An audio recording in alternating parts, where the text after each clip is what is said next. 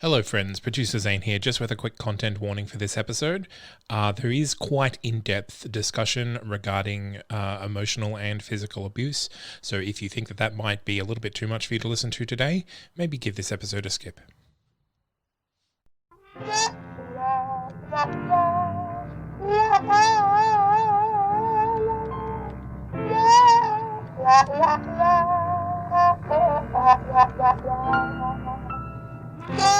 Liz, here on Ghosts of Boyfriends Past, we are very relationship-minded, heavy. Well, yeah, it's the point of the part podcast. Part and parcel of the podcast. We talk a lot about dating, being in relationships, being married. But what are some pros to being single? Oh, I have so many. I thought you would have one or two in a bag of ideas there. You can do whatever you want, when you want. Yep. You don't have to talk to anybody if you want to buy something. You can starfish in the middle of the bed. If you're tossing and turning, yes. You don't have to be anxious that you're keeping someone up. It doesn't matter if you snore. You can eat whatever you like without being judged, because I've been judged for food that I've eaten before and it was not very fun. Yeah, that's unacceptable. You don't have to apologise for anybody else's behaviour in public except your own. Right. You don't have to be worried about anybody cheating on you. You don't have to have sex if you don't feel like it. Fantastic. Oh gosh, there's so many. Just basically not having to tiptoe around someone else's feelings. If you're having a bad day, you're allowed to have a bad day, and you don't have to worry about, making someone else feel like crap, or you don't have to put your needs aside to make somebody else's day not as shit. There are downsides, obviously. Sometimes I want cuddles when I get home and I don't have them. And when I had COVID, it would have been real nice to be looked after by someone and not having to change the sheets because I've sweated through them in the middle of a fever dream by myself. Someone said to me the other day, they're like, you had to change your sheets by yourself? I'm like, who the fuck else was going to do it? They're like, oh yeah. Yes. I'm like, no one's going to come over and look after a diseased person. Elizabeth, don't you get the help to do the bed sheets for you? The law says I can't get the help around when I have COVID. Oh, it's unbelievable, the state of the world. I just wanted to remind, because there'll be dear long-term readers who will be newly single or will have been single for a long time, and I don't want our podcast to paint the world in a light that says you have to be in a relationship and that's the goal. And that's no, we're trying to pull the brakes on. I've discovered so much more about myself being single. I've discovered different things that I thought I liked that I actually didn't like. I was just doing because I was with a partner. It really allows you to learn so much about yourself, which will come in handy when you do decide to get back into a relationship. I wish I'd had this lengthy period of being single in my early 20s. I saw someone in a group the other day going, I'm 21 and so nervous that I'm not going to be in a relationship. And I was like, baby girl, please use this time to learn about yourself, because then you'll be in much more effective relationships when you grow up. Definitely. Oh, very good. Thank you for a long list of answers there. Look, I didn't even know. Normally, sometimes we prep each other with the questions that we're going to ask. We didn't prep at all, and I had all of those off the top of had it ready to go. Yep. Thank you, Elizabeth. Everyone, say hello to Elizabeth and me, Tom Harris, your host of Ghosts of Boyfriends Past. And we got producer Zane on mic again. We can't We're help so Uncle lucky. Zane returns. He's back. Now, this is a bit of a funny episode because I had intended to make this a quickie and then realised it was a really long question. That's okay. So it's kind of like a main episode, but they want advice. And I wasn't going to record this today, but I feel like the advice is time sensitive. So We're here for you. Yes.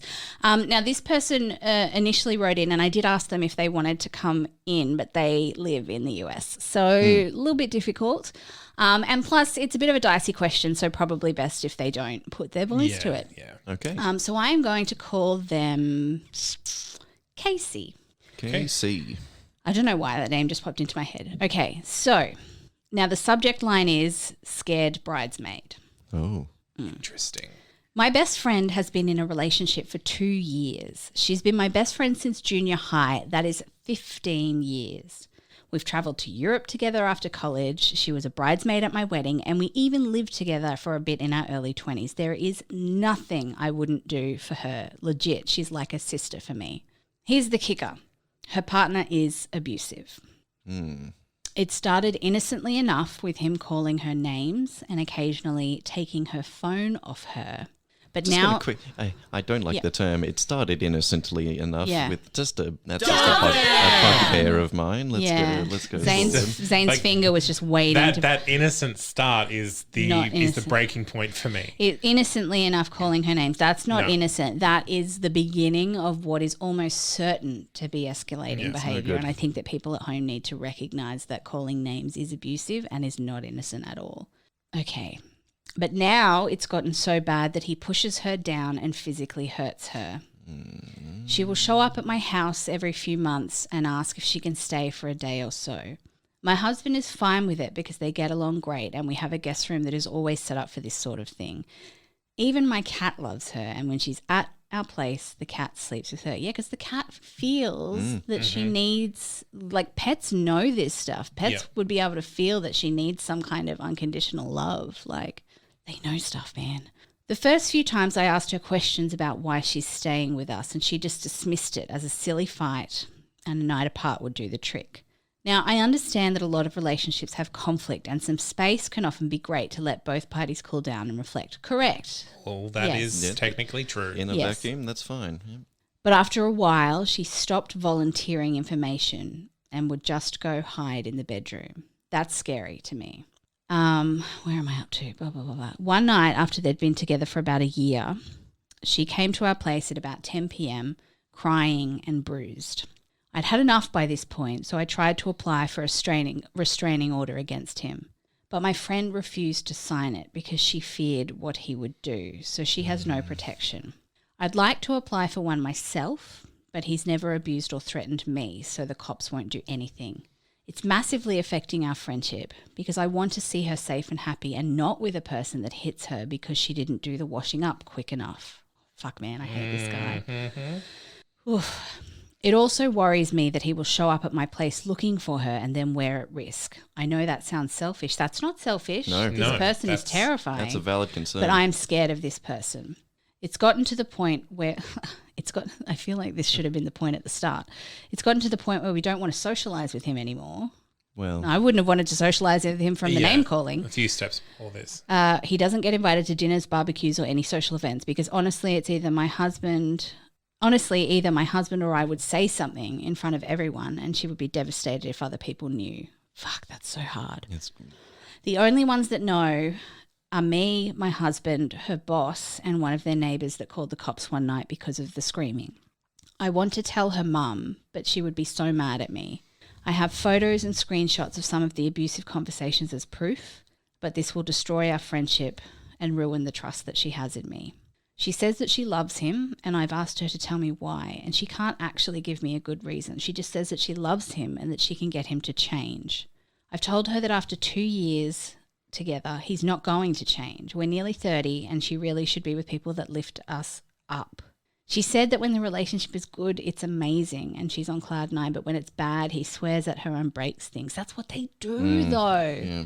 That's how they reel you back in. I've begged her to leave him. I really have. I told her at one point that if she didn't leave him, then I would have no choice but to cut her out of our lives too. It's massively affecting my own mental health. And she's told me that every time they have a fight, they reboot and he promises to do better. Sorry, I just can't. What does reboot even mean? Let's try again. Like I won't do it again. Let's start fresh. Because that's the thing. It's not starting fresh. You're going straight back to the same point in the relationship. You can never start fresh post-abuse like that, I don't believe. It'll be great for a while and then they'll fight and she'll come running to us.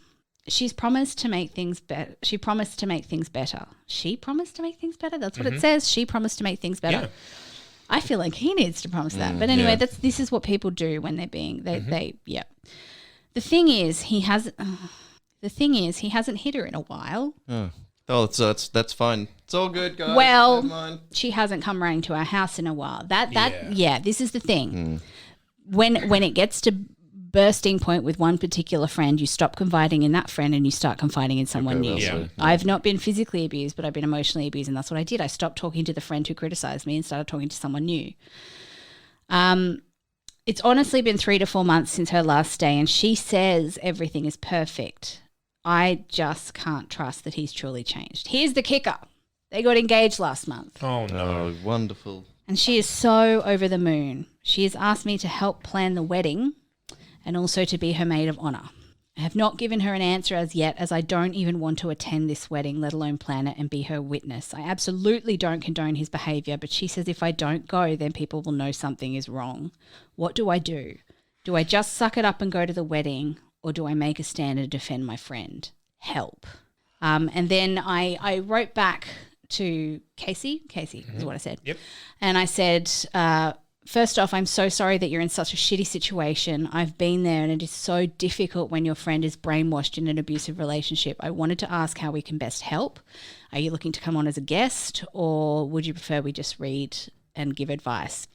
And they said, I'm based in the States and it might be a bit hard to come on the show. I'm happy to read it out and get advice that way. I'm just interested to see what you, Tom, and Zane think I should do. So she asked for you to be on mic this Well, that's episode, nice. just so you know. Well, I hope that my advice lives up to it, And because she it's probably not says- going to be the best. I hope that she does come around, but I've tried so dang hard to get her to see that he's trash. She also has bride goggles on now, so I absolutely cannot see reason. I feel that if I walk away, it will completely end our friendship. And also, this asshat messaged me about 3 days ago from his work phone. I hadn't blocked that one, begging me to meet with them to see how he's changed. I just don't think I'll ever be able to trust him. Do you all think that's reasonable, or am I being a bitch? First of all, I, nothing about your behavior that you've put in that letter leads me to believe that you're anything like a bitch. No. having suspicion and having questioning and having If he'd this- done it once and then was like, please talk to me, I've changed, you give someone a chance once they've done it. Fool me twice. Like if they've had this repeated behavior and then they're like, come on, now I really changed. Yeah. My question would be, what has he done to show that he's changed? In the sense that, has this been spread with other people? Has he gone to therapy? Have they spoken to a priest or a doctor or any of their parents? My advice here would be, you are not, under any circumstances, you don't have the responsibility to keep this secret for them. And if that would ruin your friendship, you kind of have to decide whether your friendship is worth your friend's well-being. Yes, it's a little bit like not negotiating with terrorists because you fear a terrorist attack. You're afraid of of broaching it because you're fear a retaliation in some response, right? I've played detective here, and here's something I want to really dive into. The wording here, it says, if I don't want to go this wedding, let alone be a witness. I don't condone her behaviour, but she says if I don't go, then people not will think something is wrong, but will know something is wrong. Okay. So if she actually said people will know something is wrong, it's still happening. Yeah. And People will know something is wrong. in this situation, anyone who's listened to me give advice before, radical honesty. He's asked for you to come over and speak to him to see how he's changed. I would say I will do that, and I will be bringing her parents, and we will talk about what you have done, what has happened, and what has changed. And as soon as you are 100% upfront with everyone who cares about you in your life, then we can move forward. Oh my God, that gives me so much anxiety. I know. Yeah, I'm having it does. anxiety right here you- as well. Yeah, you're right too. Because it's like, at that point, then we can discuss whether or not I can continue to have you in my life to the fiance. The fiance. Because again, like, this is affecting you personally. This isn't just affecting your friend. Obviously, your friend is in the abusive relationship, but you're right to consider this person dangerous in the right situation or the wrong situation. Yeah. If he's not having therapy, then fuck right off. I don't believe you've changed. If you are not going through some kind of either solo or couples therapy, no, I don't believe you, and I never will.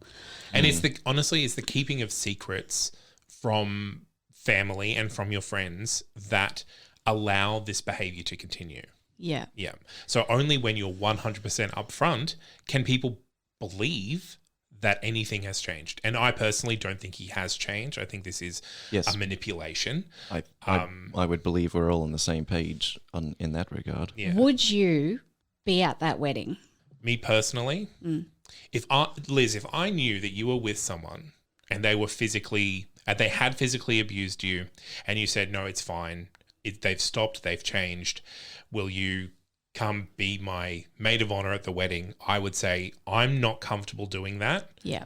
Without a conversation, without proof and an endeavor, without an open and honest conversation with everyone who you are close to about what has gone on and why they are comfortable. I want someone else to convince me that this person is right for you, not just you, not That's just him. real smart. You should, The whole idea of some kind of intervention, especially if this has been in the closet for so long, is such a. I'm just trying to put myself.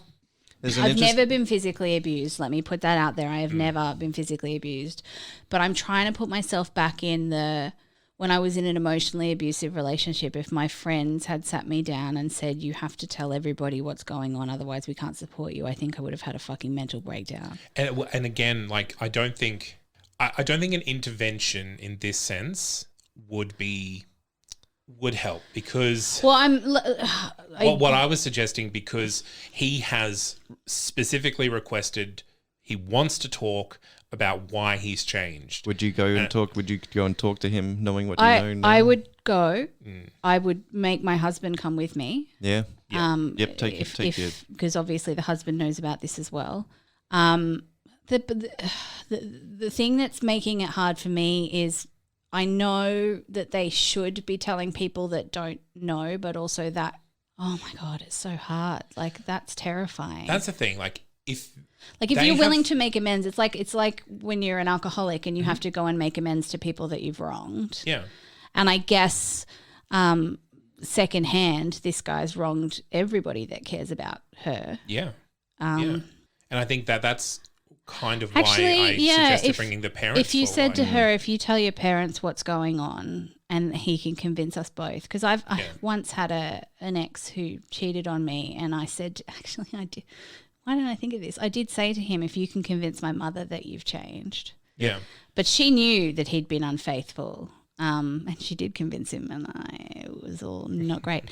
I think an effort to try and uncouple the burden onto others, if you can, by bringing parents on board, you're spreading the word, you're spreading get your husband involved, get bodies behind you. This is really scary, and I think if I were in this situation, I would put my friend's well-being above my friendship, because my friendship it's selfish. But at the same time, here's where I'm really, because if you're not in her life, who will be there to help when things go wrong? That's kind of why I was like, parents. Yeah. Because like, if I'm not going to the wedding, I'm going to tell someone else who can care for you. Yeah.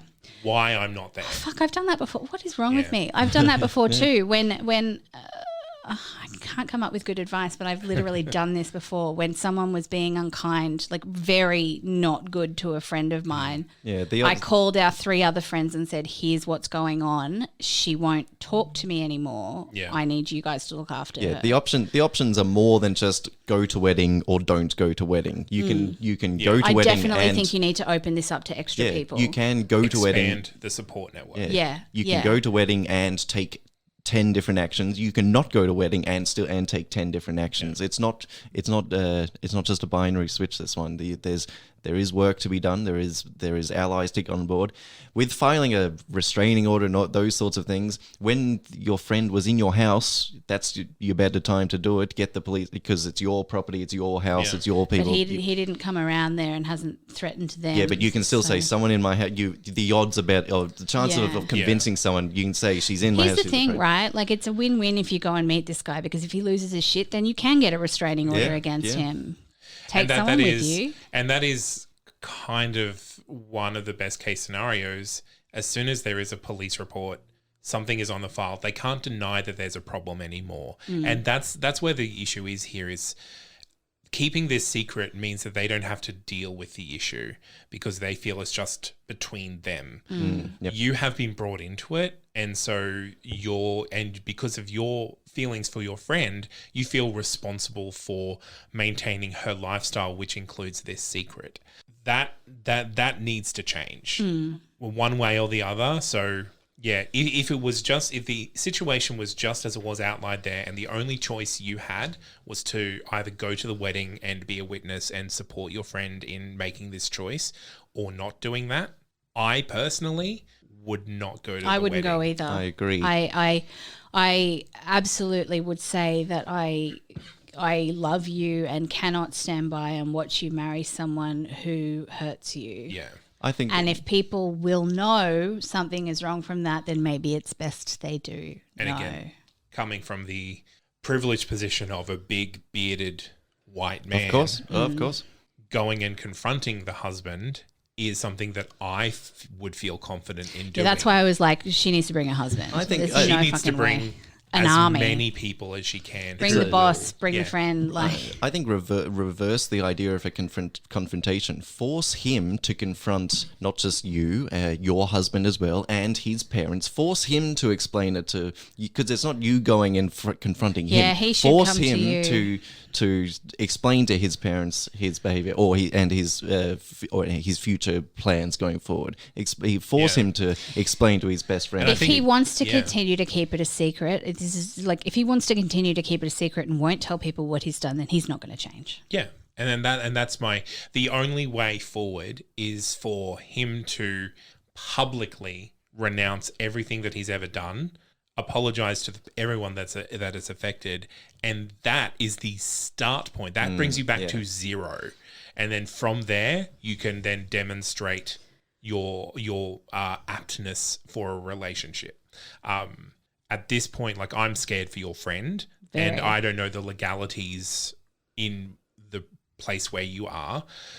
So the fact that he has asked for a meeting I would say, okay, I'm more than happy to come and have this meeting. I don't want to come alone. I would say he has to come to you. Yeah, like well, that has to be. It's not going to be you and me. It's going to be me, my husband, her parents, and you at a bare minimum. Yeah. Yeah, and you can say, I'm not going to say a word. All I will do is listen, or you can set those. And your friend is going to lose her shit. Your friend is going to. Your friend is going to say, no, you can't do this. You'll blow up my life. And you've got to be prepared to say, he is the one who is blowing up your life, not me. I think. And your parents, everyone who knows about you everyone who cares about you needs to know about this so they can help you. In this situation, like, that's the thing. Blowing up her life is maybe the cost to save her life. Yeah. And that is the unfortunate situation, that you can be manipulated into a place where you don't see the danger that you're in, and someone else has to help. I wonder if there's a different way where you can talk to her parents about it on the side, like kind of just say, look, I'm really rather than being like, this has to be a public forum meeting where everyone, absolutely, where you could even call her parents and just say, look, I'm really worried. Here's what I've witnessed. I personally, and I feel like I'm saying I would have done this at this point. Like, and I don't want to. You've done what you've done for the reasons that you've done them, and you're worried about your friend. You're trying to be the best support to your friend that you can possibly be, and dobbing as that sometimes. As soon as that bruise arrived, yeah, I would definitely have been contacting someone else. Yeah, but I don't think that's super helpful now. No, and I think that is why moving forward, more people need to know about it. Yeah, or speak to a couple of her other close friends and go, are you aware that this is happening? What can we do? Strategize together. There is strength in numbers in things like this. Yeah. Do not go to the wedding unless 50 million checklists are checked off the list. Like, yes, absolutely. The three of us are in agreement there. I think there's a game plan you can do going forward, but in regard to the binary question of should I go to the wedding, I think we're all you need to, and you don't have to be like, I'm not supporting you. You can be like, I love you too much to stand next to you and your abuser getting married. Yeah, I mean, that's the thing. If you can't do it for whatever reason, if she thinks that you not being there is going to make the situation worse, that is the choice that you have to own. It's like, I'm sorry, I can't do this. Yeah. And I'm sorry for what that means for our friendship. I want to be there at your wedding Yeah. to a man who doesn't abuse you. Yeah. Yep. Yeah. Because I love you, I Yeah. can't do this. And I think then if she thinks then that's going to make people know that something's wrong, as I said, good. Yeah. Good. If there's something that you're hiding about your relationship, then it's not a good relationship. Yeah. And that's the thing, you can say, I'm not going to be there. I understand if you don't want to talk to me and if this is going to I'm make still things your difficult for you. friend. I'm still here for you. If the worst happens, my door's open. Yeah, I think everyone has their own principles, their own levels of morality and all that. You need to. This will conflict. This decision is conflicting with your personal morality or your personal whatever. Therefore, you attending is inconducive to. But you've got my adrenaline up, and I want to go to his Yeah, house we're all- Yeah. and confront him. Guys, we're buying tickets to the US. Good Lord, We're we're going on tour. The other thing is that if she has a real problem with you not attending the wedding, just say, look, if I go, I'm going to speak up and not forever hold my peace. So Yeah. maybe you don't want me there because otherwise, if I do go, I'm probably going to Yeah. tell everybody what's happening in the middle of your wedding. Yeah. It's I mean, if you need to go nuclear. Yeah. It is, and that's the thing, like these situations are so difficult because there are emotions involved that are not healthy. Yeah. And usually our advice is listen to your emotions and follow where they go. Always the invisible caveat to there is a follow where they go if it's safe. Yeah. Yes. Yep. Yeah. Oof. Yeah. I'm angry, guys. Blood was boiling as you were sitting there reading that out. Casey, thank you for writing in because it's so important we talk about these kinds of things on air because we never know. There could be somebody sitting in their bedroom having a very similar experience. I think it's important that, if people start treating your friends poorly in relationships, then safety in numbers. You need to start having conversations with other people, whether that person knows or not, so you can strategize on how best to get out of it. I think we've talked a lot of lessons learned already. So rather than going there, I feel like we've gone through those. But if you can get this guy having to justify his actions and behavior in front of not just his poor little woman that he's got tucked away, but in front of more of the world, a little bit more light on the issue. That's important. But also, as Zane wisely said, if someone does the bare minimum, that in order to get back into a relationship, that gets them to 0, not 100. Yeah, that's not brownie points. You're getting rid of your demerits. Going above and beyond gets you brownie points. That's what gets you up to 100. But the bare minimum is starting at 0. So that's just not for this reader that's written in. That's for a lesson for everybody, I think. And I think definitely if she won't speak to someone she knows, recommend the services that are available to talk to a stranger. I think definitely advice from strangers can feel more real because that you know that they're not trying to preserve your feelings; they're trying to preserve your safety. So definitely, like, there's going to be a bunch of services available wherever you are. I think we can list a few available. More broadly in our episode notes, but I suspect it's a state-by-state basis in the Americas. We'll try and do some kind of, if there's some broad, this is where a lot of people go, and I'll put some in for Australia as well because we're a little bit more informed about where you can go and talk. But at the very least, dear God, your friend needs therapy because a psychologist might be able to jolt her into reality. Yep. I know the number of times that my therapist has real talked me and I've cried and gone, oh God, you're right.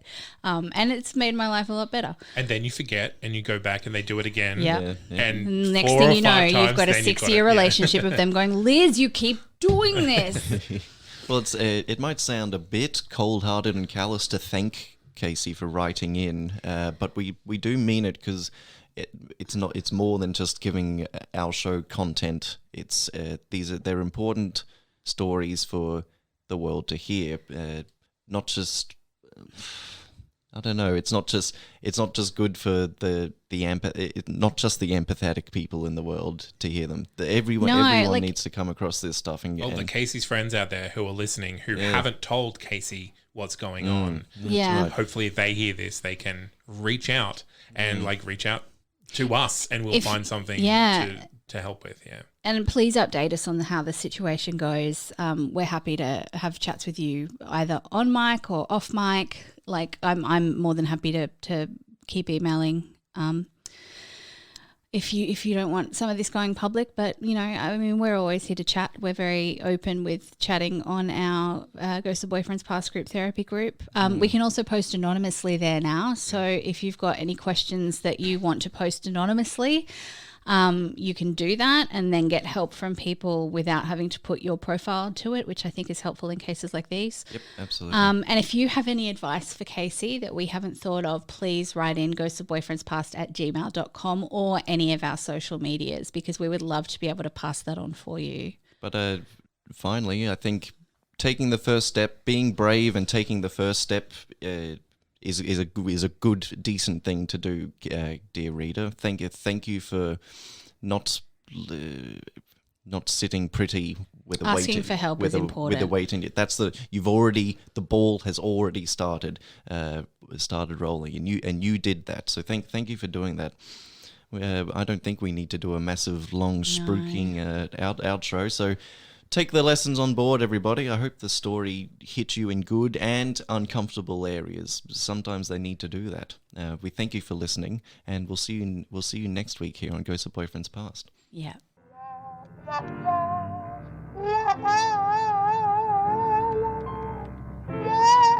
Yeah.